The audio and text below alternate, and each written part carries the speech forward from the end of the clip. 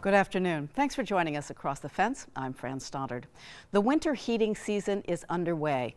For most of us, that means filling the oil or propane tank or bringing in wood for the wood stove. Staying warm in the depths of a Vermont winter is a matter of life and death, which means it's critically important that we are able to keep the heat and electricity on.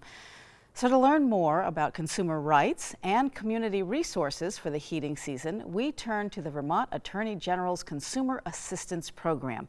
Joining us today are Lisa Jensen, the Assistant Director of the Consumer Assistance Program, and Travis Poulin, Director of Community Action at the Champlain Valley Office of Economic Opportunity. It's so great to have you both with us. Thank you for joining us. Thanks for having us. Nice to be here.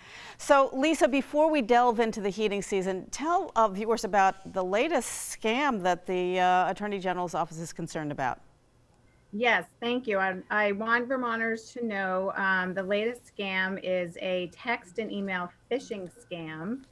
It's an awful one. It's claiming that people are eligible to receive COVID-19 benefit compensation through the Vermont Department of Labor.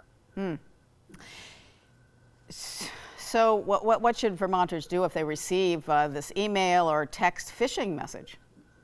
If they receive this or any other questionable email, phone call, or text message, we want Vermonters to slow down, take a moment, pick up the phone, call our office, and let's verify whether or not it's a scam or not. All right, great. Well, it sounds like scammers are capitalizing on the pandemic and targeting Vermonters who could be experiencing financial hardships. It's just wrong. It is. It's awful. We know that many Vermonters are struggling with meeting their basic needs during this time. And it's so important that Vermonters know their consumer rights and know their local community resources to help alleviate some of these hardships. Right, absolutely. So let's bring in Travis, who's the director of the Community Action at the Champlain Valley Office of Economic Opportunity, or CVOEO, as we sometimes call it. Travis, tell us about community action agencies in Vermont and the services that they can provide. There are 5 community action agencies covering Vermont. So no matter where you live in the state, there's a community action agency serving your region. For the most part, all the community action agencies offer the same core services, which includes fuel and utility assistance. All the community action agencies were founded in 1965, so they've naturally grown to develop regional resources based on regional and community needs. But no matter where you are, you can reach out to a community action agency. Awesome. And they can also find out through 211, say.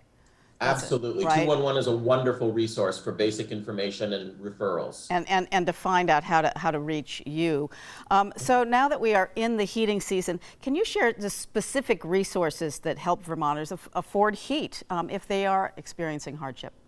Oh, absolutely. Programs that are currently active, of course, are the state's Seasonal Fuel Assistance Program. That's an application that you would put in directly to the state. I recommend applying online for the fastest response. But you put the application into the state, and if you are found eligible, the state makes a payment directly to your primary home heating fuel vendor, and you can use that to try to help cover the cost of home heating fuel until that benefit is gone. Then is the Crisis Fuel Program. Now that's the emergency component of the state's seasonal fuel program.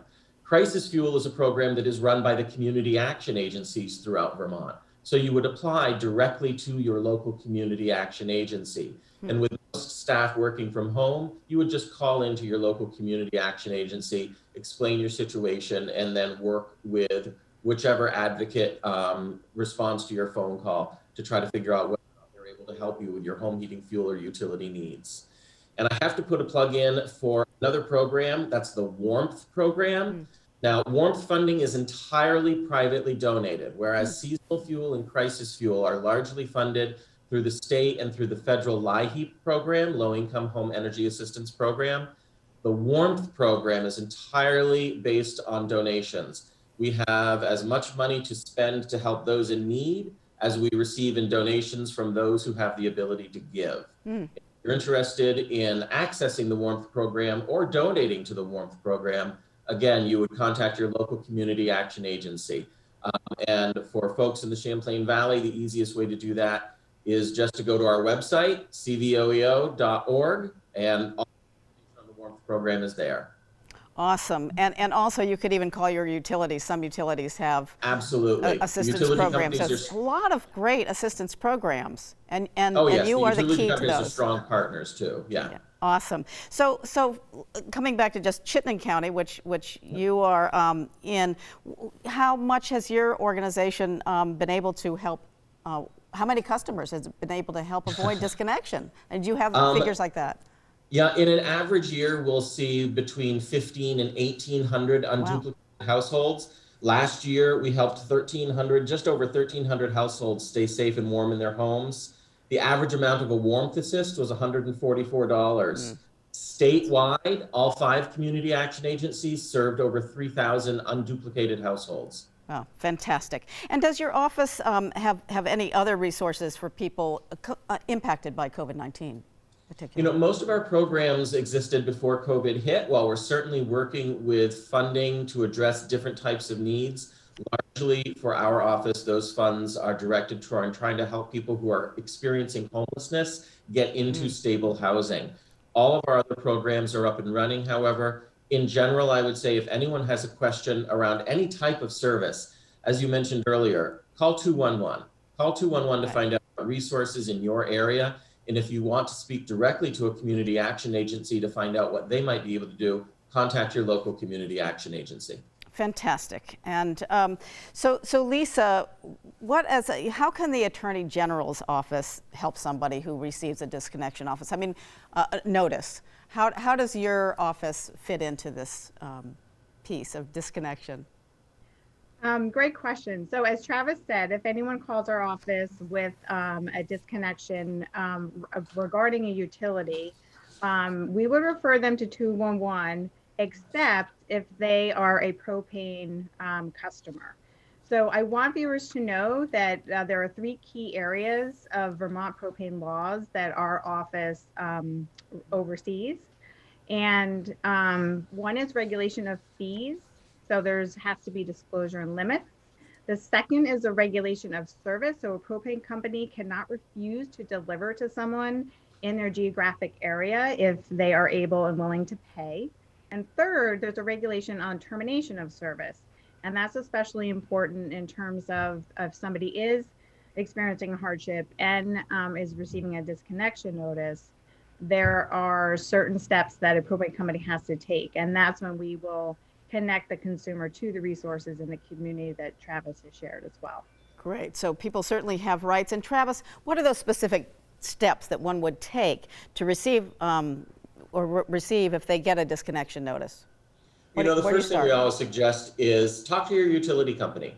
Make certain that the information on the disconnection notice is accurate. Many times a year, someone will call us during the winter in a panic that their power is going to be shut off, even though I just made a payment. Well, that's because the disconnect notice and the payment passed each other in the mail. So call your utility company. Make certain that the disconnect is accurate. Make certain that you understand the amount of your bill. And if you need financial assistance, contact your local community action agency. There are so many programs, and there's a little bit of a difference to eligibility for each program. You don't have to worry about remembering all of that detail. We'll walk people through what options are available. Our goal is to build futures and bridge gaps. Our goal is to make certain that people feel empowered and comfortable in their knowledge of their utility bills. Fantastic. And sometimes even utility companies will work out a payment plan. Oh, so, absolutely. And you'll help with all that as well. So, if you do have a consumer question about your propane company or receive a questionable disconnection notice that may be a scam, contact the Vermont Attorney General's Consumer Assistance Program. To access community resources, contact your local community action agency at 211. We wanted to make sure we get these numbers out. So there's Addison, Chittenden, Franklin, Grand Isle, actually all over the state of Vermont. You just call 211 and you can find these resources. So we have just a a minute or so left. Lisa, what are some other key resources from the Attorney General's office program that might be coming up this year that you want to alert people to? Well, thinking of the upcoming holidays, we do have information on our website around how to protect yourself and your consumer rights around shopping. And we also want people to be aware of tax season is coming up. And there is a very common scam called the IRS phishing scam. So definitely call our office if you receive anything from the IRS that's questionable. And connect to 211 to learn about free tax preparation resources. Fantastic. And it sounds like, Travis, you were talking about that you're making them safe. Tax prep Absolutely. help is you're all over the COVID-19 safety issues and protocols. Yeah, COVID really impacted our tax program last year, but we will be having a tax program this year. It will be in person, and we're taking all the COVID protocols into consideration. Fantastic. And finally, Lisa, credit reports, a quick best way to get somebody's credit report. There is a website called annualcreditreport.com. That is a website that you want to go to access your credit report, and call CAP if you have any questions on how to do that. Awesome. Thank you both for all this excellent information. It's very helpful. Thanks to Lisa Jensen and Travis Poulin, who are helping us make sure we all stay safe and warm this winter. And once again, thank you for joining us across the fence. I'm Fran Stoddard. Stay well.